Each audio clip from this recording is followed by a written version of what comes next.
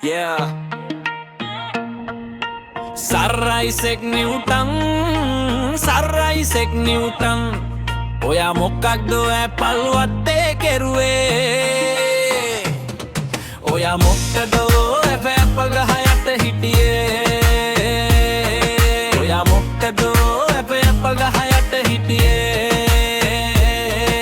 Sir Isaac Newton, Sir Isaac Newton.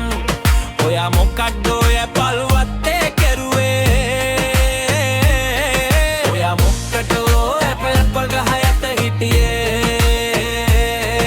Oya මොකද Apple ගහ යට හිටියේ? ඇපල් ගෙඩිය වැටෙන වෙල්ලේ කන්න හිතුනේ නැද්ද බොල්ලේ? ඇපල් ගෙඩිය වැටෙන වෙල්ලේ කන්න හිතුනේ නැද්ද බොල්ලේ? අන්න එහෙම තමයි සර අපිට හිතෙන්නේ සත්තයි නෑ වෙන මොනවත් අපිට හිතෙන්නේ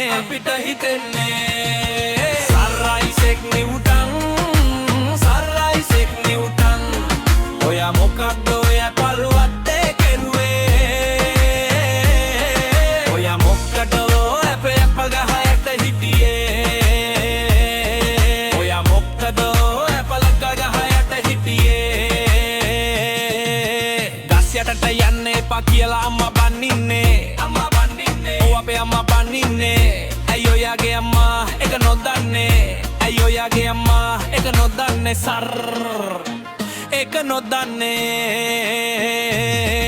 අනේ සර් නිකමට හැම හිතන්න නිකමට මෙව නොදන්න.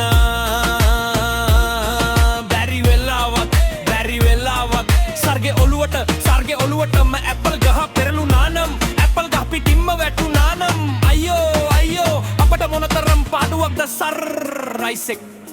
ගුරුත්වයට මොකෝ වෙන්නේ Sir Isaac? අවකලනට අනුකලන රේකී මෙකී නොකී ගොඩක් දේවල මොකෝ වෙන්නේ Sir Isaac? හැබැයි එහෙම වුණා නම් දුකයි තමයි යාතේ. ගණිතයි භෞතික විද්‍යාවයි බොහෝ සුන්දර වීමට ඉඩ තිබුණා නොවේද Sir Isaac?